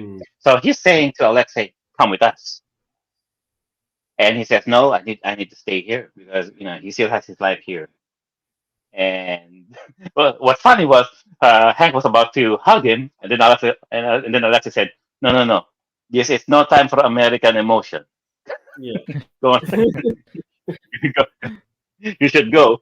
So, and then we hear the announcement. The flight for Zurich is almost boarding, but there's also a flight going to Tokyo. Yeah. So the KGB, thinking that they're going to the Nintendo headquarters at Tokyo, head to the Tokyo plane, bait and switch. Son of a gun, right? So they thought that they're in the Tokyo flight, but no, they're the Nintendo execs and Hank Rogers were inside the plane going to Zurich, and they're already gone. So they came out of the tarmac, and then look who's waiting, my girl Sasha, trying to get even for being told being a whore. How dare you, sir? Wow. He called her a slut as well, didn't he? That's why he got busted. I think that's what. Yeah. He shouldn't have called her that. He shouldn't have. Although, what's weird to me? No. I mean, what's weird to me? She was teary-eyed when she was pointing the gun at him. Yeah. Because to her mind, what she's still doing is for the communist belief of Russia. While this guy is trying to is trying to downplay communism as a whole, and trying out capitalism for the first time. And to her, it's like it's like betraying everything what she believes in. So that's why, and I'm like, so because I was thinking, why does she look like she wants to cry? It's sad because on in that regard, like he was always preaching about, okay, this is what's best for the fatherland to her, and he was found to be corrupt because he knew that the Soviet Union was collapsing, so he was one of the rats that was jumping off the ship, wanted to get a loop of money, so his he'd be safe because he knew about how regimes come and fall. Obviously, she was because if communism falls, then all of them are out of the job. That's right. But he betrayed basically the country, etc. He betrayed them, and he deserved what he got, to be honest. Okay, because he was in it for himself. And I like the fact that there was a twist at the end where you think he's on the plane, but it's the wrong plane. You know, and they've obviously He's in the wrong plane. I know. I already knew. I already knew he was on the wrong plane. It's always that bait and switch kind of thing. But I like that. And it had a happy ending because obviously they flew out, and eventually Alexei joined them. You know, and he did good by him. He said, "Look, I can," and that's true. That's actually really heartwarming. Hank Rogers didn't have to do anything. He got what he wanted, but he thought, no, this is the original creator of this game. He appreciated him and respected this genius. He should get something. Yeah. He shipped his family, not only him, but his wife and his kids, and he started off help them. He sent him a box of Game Boy with Tetris. Yeah. The back of that box, plane tickets going to Los Angeles. Yeah. And I think he didn't realize that there was a sweet. ticket, right? He didn't realize that there was a plane ticket at the back. And at the back. But it's such a wonderful story because, you know, all the good guys win, all the bad guys lost. Well, you know, because you know what happened to Maxwell. At the end of the credits, you see what happened to him. You know, and obviously he was getting done for supposedly his mystery death with Robert Maxwell. Mystery death, my ass. Well, he had my suspicion the Russians got to him first. You think they got to him first? Well, he had embezzled like lots of money, like £900 million worth of pensions for his own company. There'd been a lot of that. So while the investigation there were some foreshadowing of it in the movie. Yes, and then even him and before that even happened, him and Howard Stein had that beef. Let's talk about that because he was like, "You're all yeah. You're working for thieves," and then Kevin, and then Howard got over that. So our guy Howard Stein, who played Arnim Zola in the Captain America Winter Soldier, to all of you guys there. So he's playing Howard Stein. So he got the first blood. He got the first punch out of Kevin. Then Kevin trying to punch him, but because he's small, right? He was able to evade Kevin's punch, and then they got a little bit of a tussle. It was an honest try. Yeah. And then on the background you have the Maxwell Senior who was busy looking at the documents, right? Doing all the contracts. He was even able to. He's doing nothing. He evaded some of the action because when they're like going on around, he was able to do a sidestep to avoid getting hit by his son and the. I think that's when he realized he has to go to. That was obviously that happened before they went back to Russia, and he knew he had to go to Russia. Yeah. There, I prepare the jet. We're going to Moscow. Yeah, prepare the jet. Gorbachev's my friend. We'll get this done. You know, and obviously it turned out he was dodgy as well. He's corrupt. Obviously his son Kevin thought, okay, maybe my father has contacts and all this. No, his father was just, you know, he was just as corrupt as any of them. He just threw money at these people and thought that was the way to get it done, which is obviously wrong. Again, Gorbachev. Remember, there's that meeting where he has with Gorbachev where he visits him and. Gorbachev goes, no, I'm trying to sort my country out. I'm not, you know, a businessman or a politician like you. Obviously, I've got things to do. You know, I'm not interested in these rights for this game. I'm not going to get involved in that. That's basically what it's all about video games, right? So why are these two coming to me just because of a video game? Yeah, that's what he's thinking. He's like, what is this crap? You know, get out of here. And then obviously that's when he sort of realized that there's a dodgy KGB agent. Obviously, that's dramatized, and we know that probably never even happened. But I'm glad what happened. I'm glad that the good guys got what they got in the end, and eventually, Nintendo.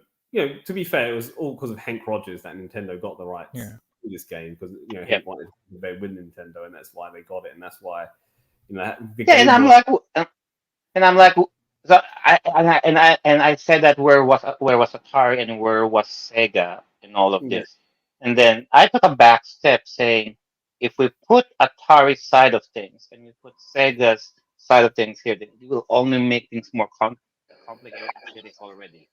I mean, the story was complex. So they only focus more on the Nintendo side of things.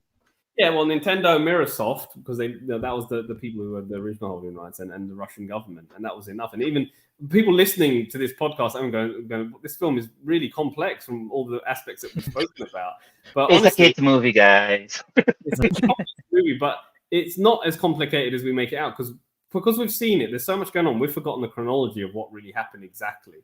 And there's so many scenes, and we've had to backtrack. So forgive us if we sound like we've convoluted something, but it is a film with a lot of plot twists, a lot of turns, and there's a lot of people's agendas in this, and there's a lot that's happening. That's true. There you go. Kind of like Game if of you Thrones. don't, if you don't know the situation between communism and capitalism, if you don't know, so you also know, just went down. So if you need to also understand what are the motivations of each character here, whether it's communism or capitalism, you also need to understand what the business mindset of all the parties involved: Nintendo, Microsoft, Andromeda, and Bulletproof Software.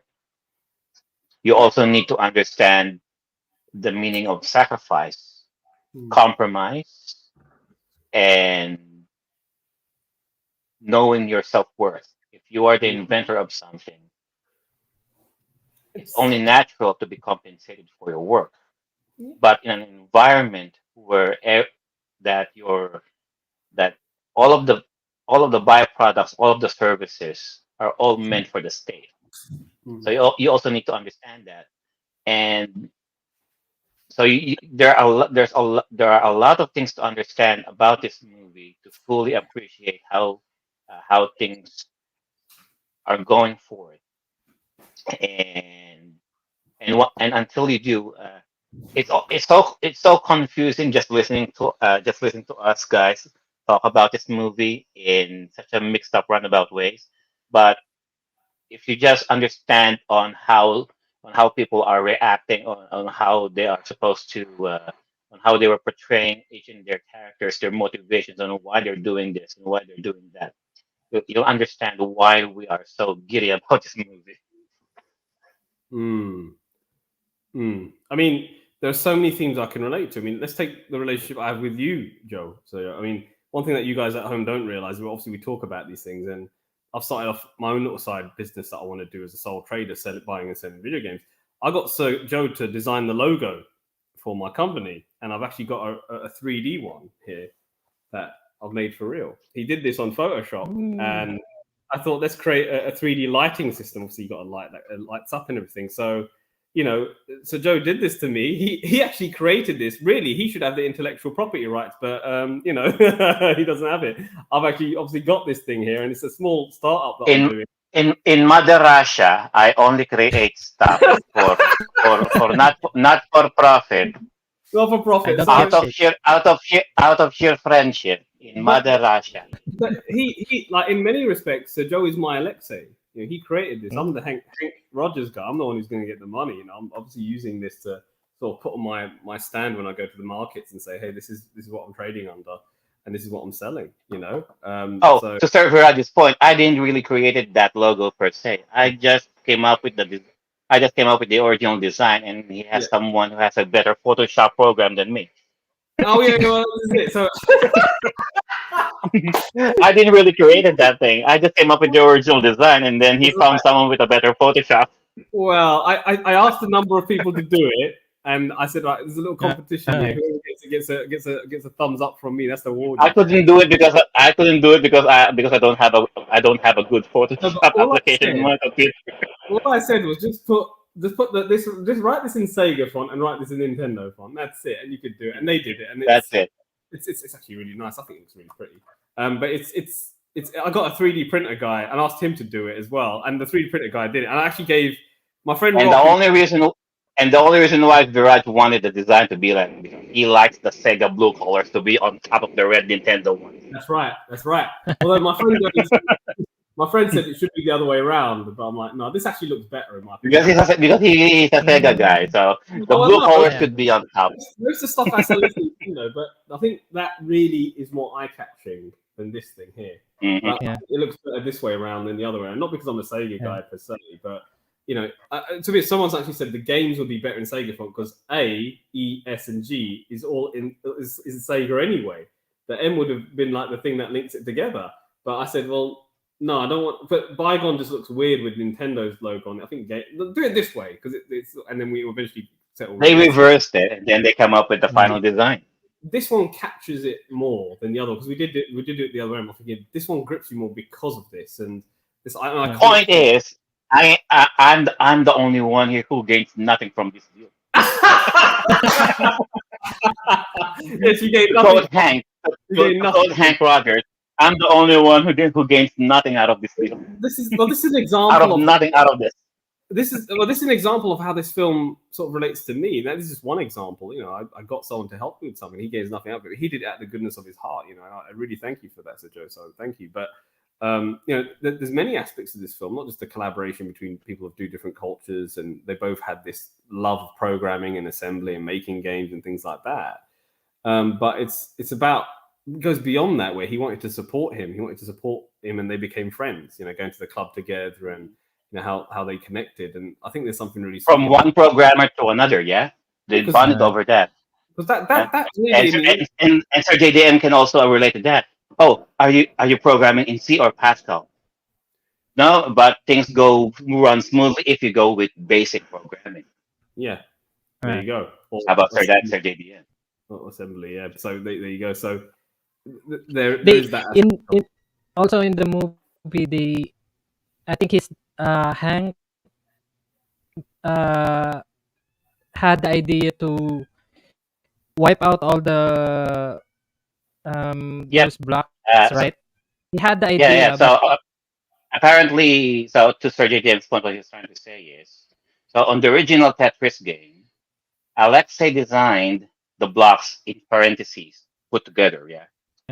Parentheses, open, close parentheses, to be a square, and then with the basic shapes that we know Tetris is. However, with Alexei's design, every time these blocks fall off altogether, it will only erase one single line. Right. And Hank says, why not can we make it faster? Why not we can make it maximum of 4 lines? And there's the idea. Alexei did change the programming, and lo and behold, 4 lines disappeared, and then the board updated,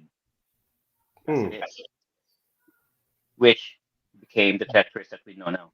Yeah, Right. I mean, it is a show that shows how collaboration can sort of make something better. It was his idea, but he made it better.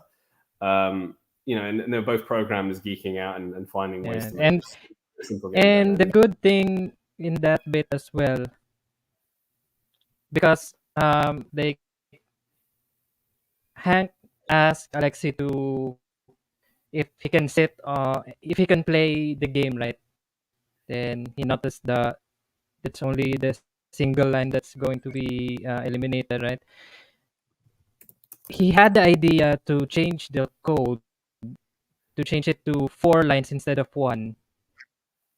But what he did is he gave the idea, but he made Alexei do it. Right? He made, okay, I give you idea, you go ahead and do your work.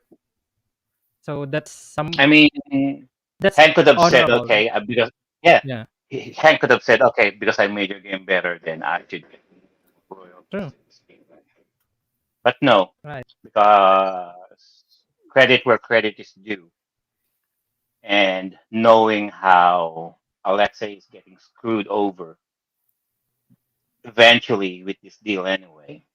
So there was still some honor coming from Hank, giving all of the credit to Alexei, Alex. despite all of the money and the dealership going on left and right.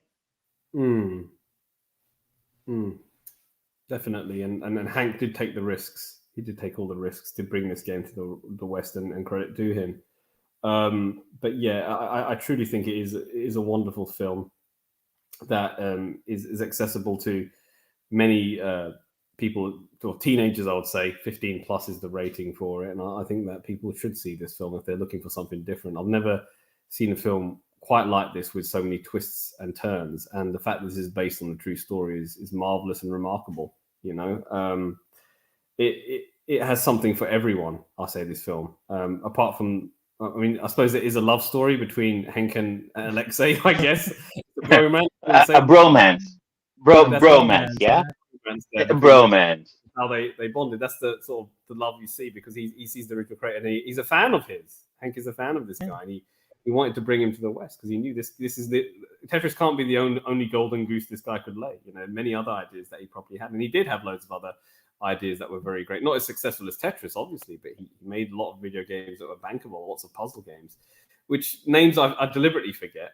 But hey, listen, it is what it is, and it's a shame that Alexei didn't get a penny of his original creation. But hey, that's life. You know, it's an injustice. But at least he got out of Russia.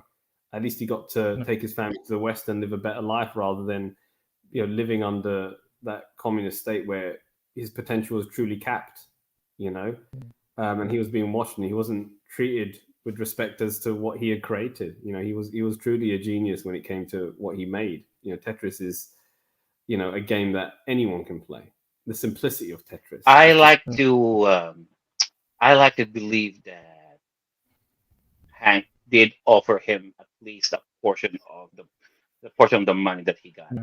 I like to believe that. I mean, aside from sending them to Los Angeles. Hank redeemed himself because he did good by getting his family set up in the United States to live there. He did good by doing that, by extending that olive branch and shipping his family so they could live a comfortable, better life for him and his kids. They could live a good life in the West. Because what future did his wife and his two children have in Soviet Russia? Especially with the collapse of the Soviet Union, because they were struggled. Like when Boris Yeltsin... They were sleeping on a mat. They were sleeping on a mattress. Yeah, that's it. They were sleeping on a mattress. That's it. On a like on an abandoned building, I think. Yeah. And it could have been worse. Yeah. To be honest, it could have been worse. I was expecting worse when they said, "Oh, we're shipping you out." The Russian said this. "Oh, you're getting shipped out to where?" Right? And this is KGB. That could mean anything. So I suppose to conclude, because we've pretty much covered all the bases, I think, but it truly is in terms of video game adaptations. I remember you said before this video started, somebody mentioned how this isn't really a true video game movie. It's more of a biopic, a docudrama. Is that what we'll call it? A biopic docudrama? Because it's obviously it's a snippet of Hank Rogers' life. It's a snippet of all these characters involved in this drama as to how Tetris got its way to the West, and it is a story that needed to be told. Because I was shocked when I watched it for the first time. I was amazed. Obviously, a good proportion of it you can work out yourself what is dramatized, but whoever has it, really, it's a story about the IP rights of this game, and how that all works. And it also talks about how you throw Russia into the game. You're like, okay, that changes things, and you throw the greed of some people into this. That's really interesting. So it's just right. one of those. So you got a comment here. So we got a comment here. I for some reason I'm having some difficulty sharing the screen, but I just posted his comment here on the chat. So it's coming from our one of our dear friends, Sir Carlo. So he did say, I wouldn't call it a movie based on a video game. It is more of a biographical movie on how Hank Rogers got the Tetris license from Russia. For me, Yeah. it is more about Hank and Alexei rather Mm. than Tetris itself. Truth to be told, no one can really make a movie about Tetris. There's no Mm. story on that game per se. Mm. However, the backstory on how it got abroad is different, or rather, a more interesting story to tell. Yes, I agree. It is a very good movie, but not a good video game based movie. Your Okay. thoughts, gentlemen? Well, it is. Look, I suppose it's not conventionally a video game based movie like, say, the Mario Brothers movie. It's not these blocks have personality that are coming down. It's a puzzle game. But yes, it's a docudrama. But it is based. It is what I would call it a video game movie because it is to do with video games. It's to do with Tetris as a video game and how it came there. Yes, it's not in the same format as traditional video game movies are, but it still is a video game movie in my opinion. So yes, I agree and I disagree with that point. I'm somewhere in the middle with that because I get your point and what you're trying to say. But yeah, it is a docudrama. It's a docudrama about a video game as opposed to a video game story being played out. So I get what you're trying to say. That being said, the content of this film is quite mature. You know, it doesn't talk down to its audience. You know, you're left thinking watching this film, what's going to happen next? Is this guy really going to do this? Is he going to Russia? He's going to go there? Is he seriously going to go to the Elog building when she told him that he's not going to come out? You know, stuff like this. It's like really, and you're questioning this guy, and you're questioning his motives, and you're questioning everyone's motives in this film, and that's what's enthralling about this film. It's exciting. It's an exciting movie. You know, it's not to say that all these other video game movies haven't been exciting. I'm sure there are aspects of them that are, but this is a very thought-provoking film. And at the very core of it, you're wondering, you know, is this guy going to prevail at the end? Obviously, you know that the story, the conclusion is Tetris its way. You're wondering, it's not so much the what, it's the how. How is this going to happen? So I really like this film, and I think the only downside of this film for me is that it's exclusive on Apple. There's no other way you can see it. You have to watch it on Apple TV because it was made by them. So obviously, I would say to those who haven't watched it that this is an essential video game.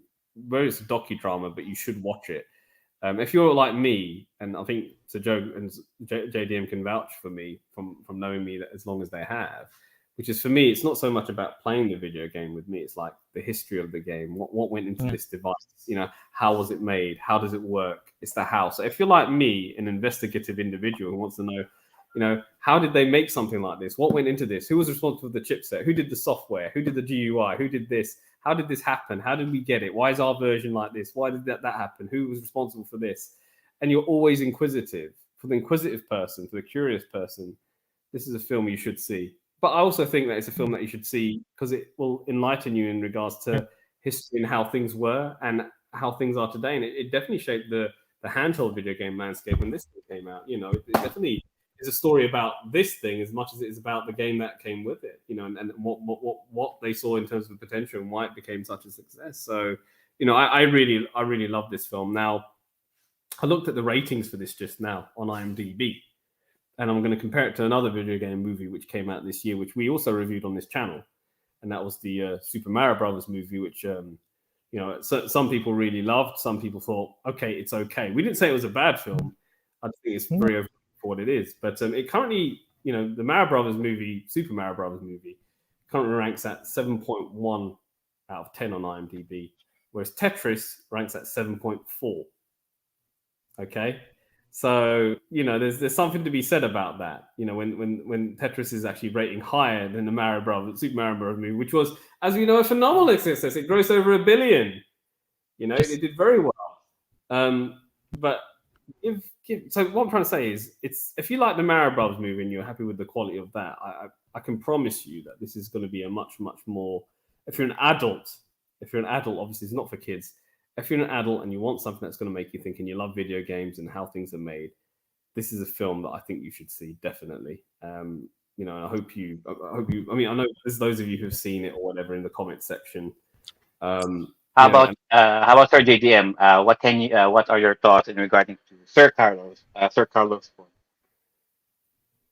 Regarding the movie being Not not a very good movie, but not necessarily a good video game based. What you say? Do you agree for with me me? Disagree? it's a good movie, but I don't consider it as a video. No, uh, it's a good movie for me, but I don't categorize it as a video game movie with the likes of Super Mario Brothers, because I think most maybe Filipinos are getting a notion that, oh, it's a Tetris game, but it doesn't look like Tetris. It could have been like a different. For example, you have the movie Pirates of Silicon Valley, which is a story of uh, those guys who had um, those guys who were selling computers, right? You Yeah, got Steve Steve Jobs and Bill Jobs Gates. and Yeah, Steve Jobs and Bill Gates. yeah. It's people are saying that it's a Steve Jobs biopic, but no, for me it's not, because you also have other people. What's that? What's his name? Steve Wozniak, right? Yeah. Was that was Steve? Who was Steve Jobs' partner? You also have Bill Gates. So Hmm. it was entitled Pirates of Silicon Valley because they were the key players during that time, during the time of IBM, Microsoft, and Apple, right?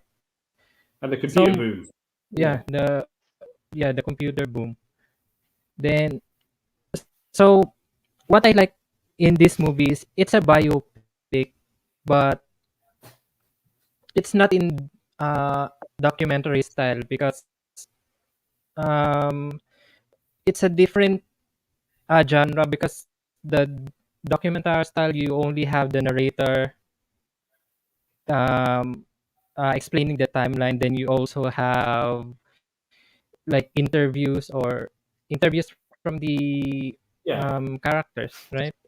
From Mm. the so so if you watch the movie, you can see that Hank Rogers was one of the executive producers, right? So all of those, Yeah. I've read that Hank Rogers intended the theatrics in the movie, like the car chases, the like the other parts of the movie, they were just added to get a movie effect, something like that. But most of them happened.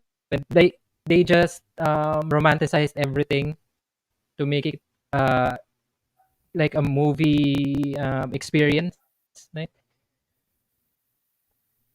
And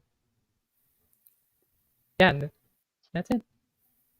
I think they said that I they had. would say with this movie, sorry, Sir Viraj, with this movie, in regarding with Sir Carlos to Sir Carlos' point, so I'm trying to compare it with with Sonic and Mario in that regard, Mm.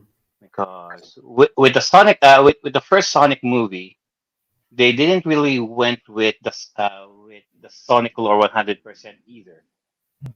They made Sonic go to the real world and have him interact with humans. It's not Mm. necessarily so. If you're going to base that kind of logic, it's not so. It's you can't really say Sonic is a video game based movie as well, because Mm. everything that is happening is in the real world. You just have Sonic characters in there. Mm. With Mario, it's a different thing. It's a different explanation as well. Because with Mario, sure, with the Mario movie, you got the Mario. You see your Mario characters there. Nintendo put all of the reference in there just so that it kind of brainwashes you to think that it is a video game based movie. All the things that make Mario work, they put everything in there, sacrificing story, sacrificing character development. But Mm. in the convention sense, is it a video game based movie?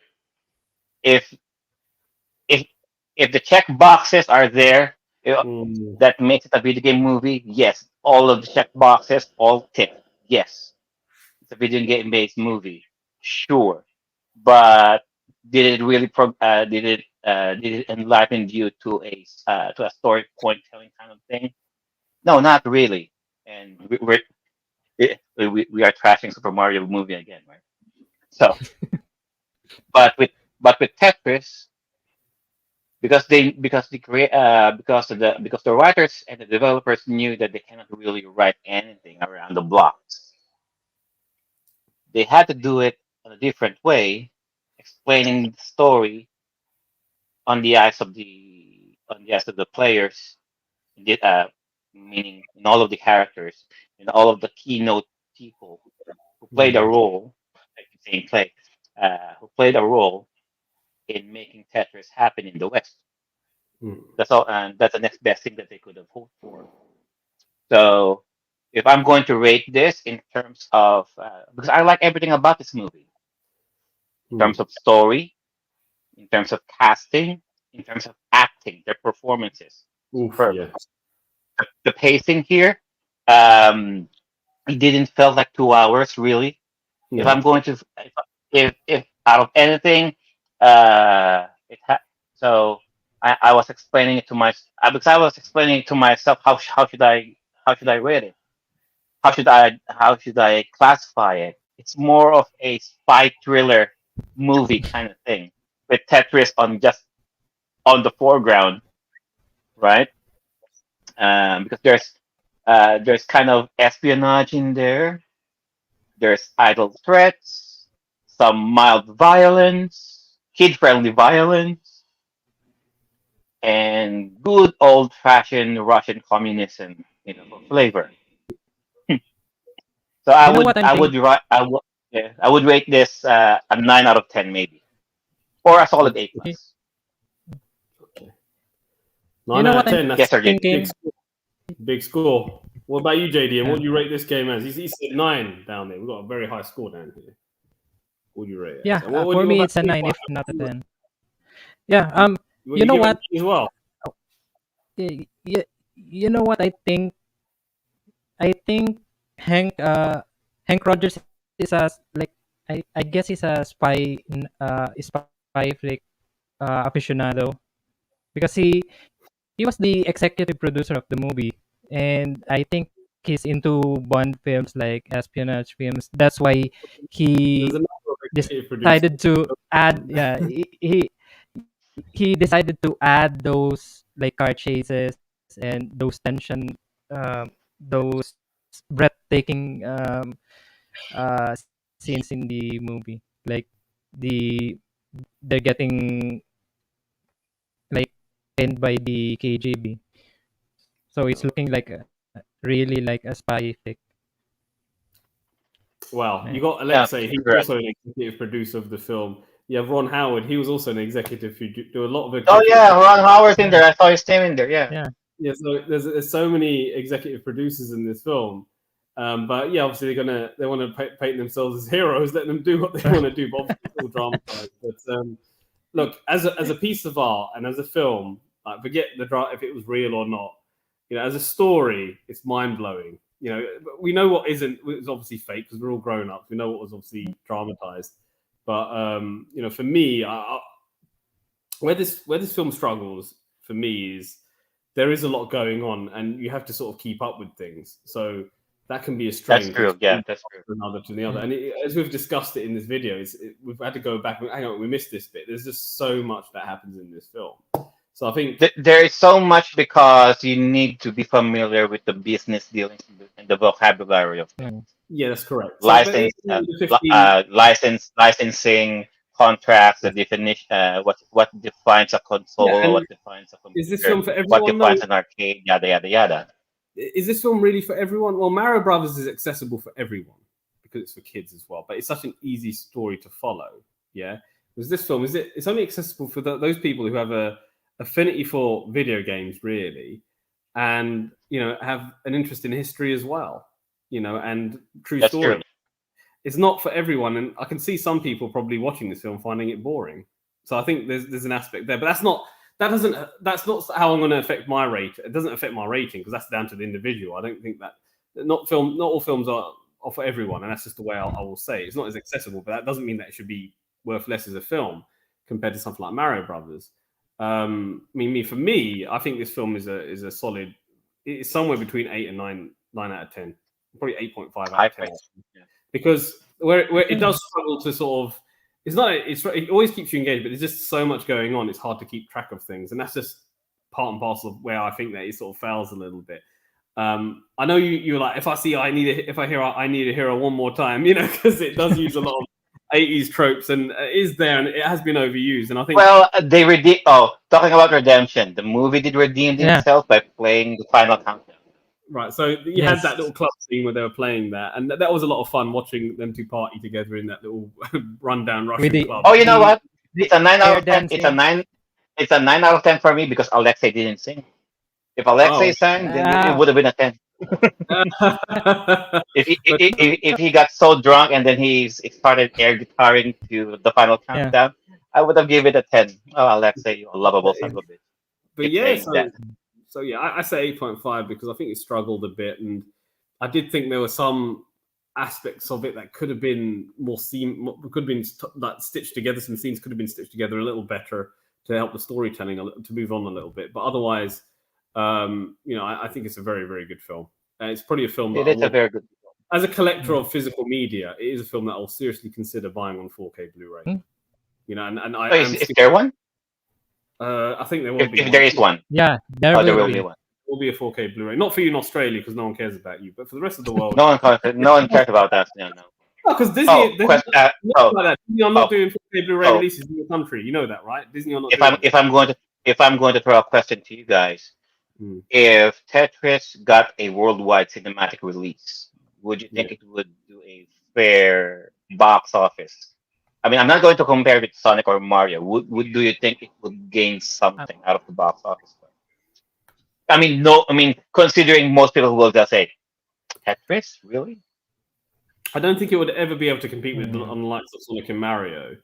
Would it even make $1 million or $2 million? The problem is with a film like Tetris, and the problem with the cinema landscape now is that say if you got only enough money to go see that one film a month, and I've had this conversation dozens of times over 5 years, and this is what's been going on, which is a father wants to take his kid to see a film to the cinema. What they're going to see, that lovely Marvel movie with all those special effects and explosions that look lovely, or that DC film, or that superhero film, or something that's a blockbuster like Indiana Jones or something, or they're going to watch Tetris. Tetris will be classed as an indie movie. It'll probably be lucky to gross 20 million, maybe 50 million if you're lucky worldwide. It's just not a film that people are going to queue up and watch. That's the truth. It's just not a film that's accessible to a lot of people. It's for people who have an interest. I mentioned how Tetris got 7.4 out of 10, but 70,000 people. That's on 70,000 people that have viewed that film on IMDb. If you look at Mario Brothers, though, I think there's over 200,000 people. So more than double of the people who have seen the Mario Brothers movie that have rated it 7.1.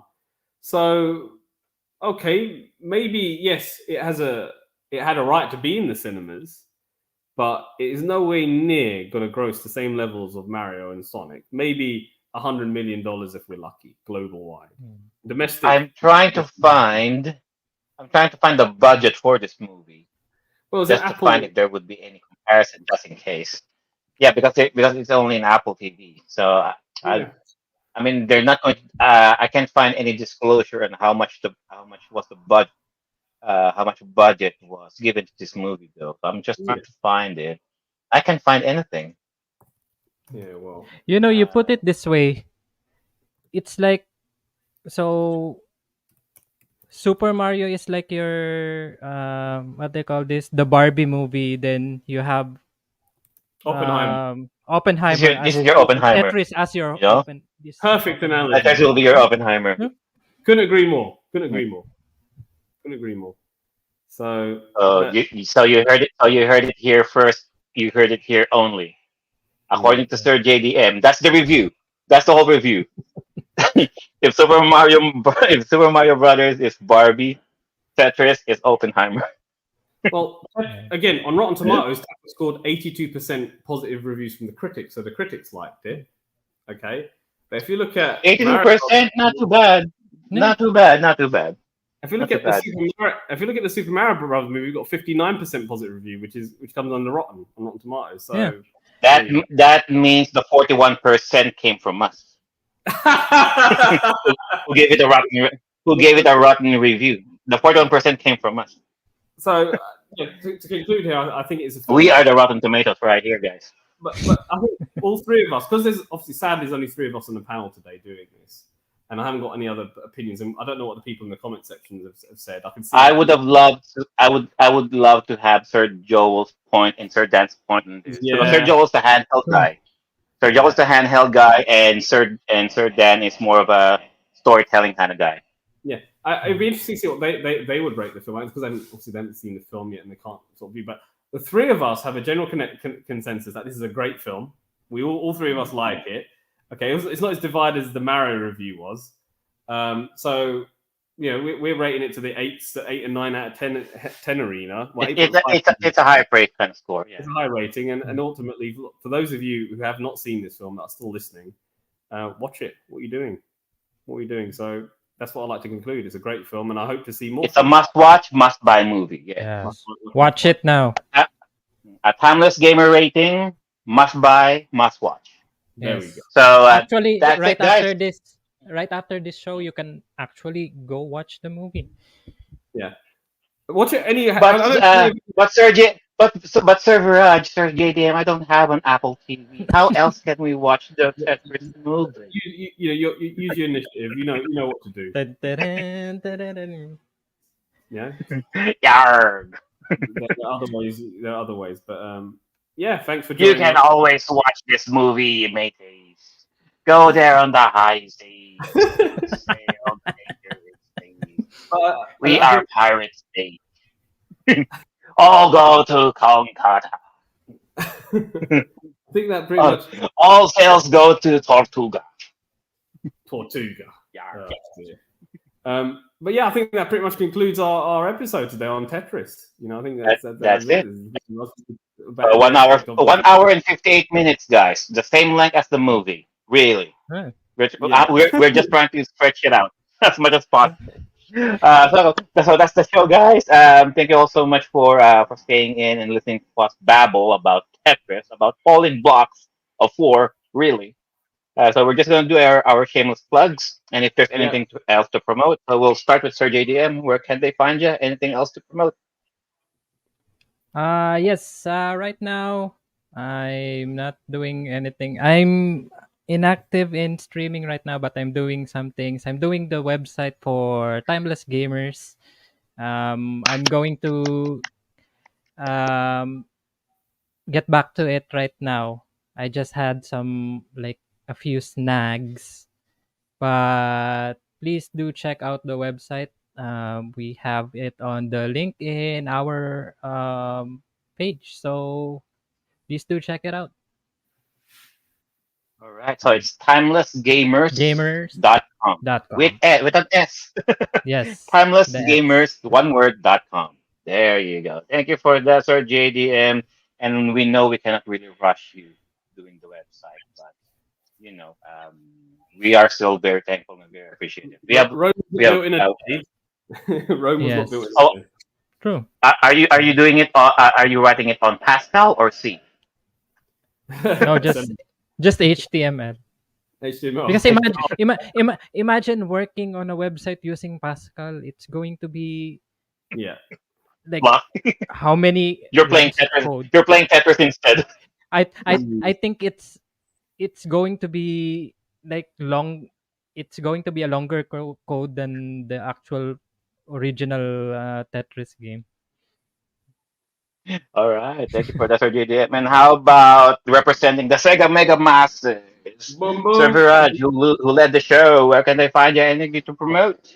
You can find me and Sedan, who's not with us today, on the Sega Mega Masters YouTube channel. We're relatively a new channel. We've got 100 subscribers now, which is good. But we're talking about those of you who I know a lot of you in the Philippines probably grew up with Nintendo. there's another side of that coin when it comes to retro games, which is Sega. And we pretty much review Sega Mega Drive for the most part, or Genesis for you in America, and Master System and the retro rolling his eyes as he says Genesis.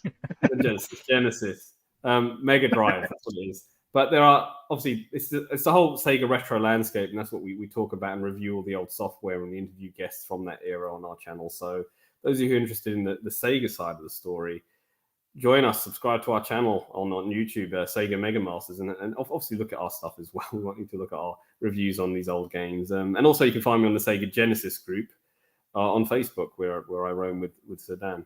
So yeah, back to you, Sedan. He really wanted to change that name to Sega Mega Drive Facebook. Yeah, well, the problem is that but there are a lot more Americans in that group. It was created by an American. Sedan's just caretaker for it for the time being, but it's a Mega Drive. Come on, man.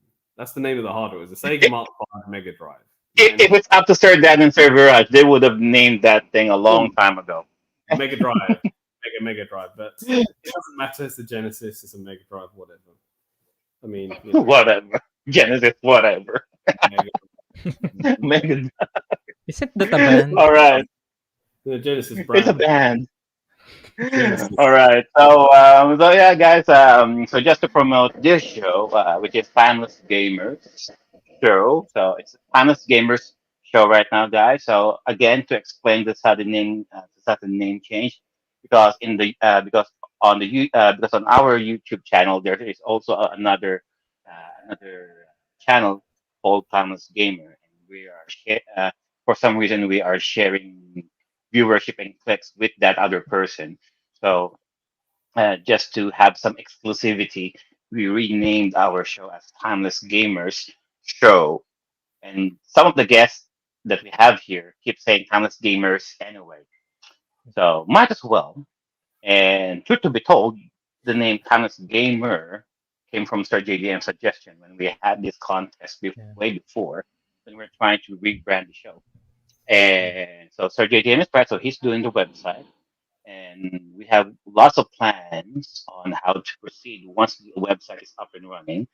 We're planning to put our previous shows in there, hyperlink some of the partners that we have.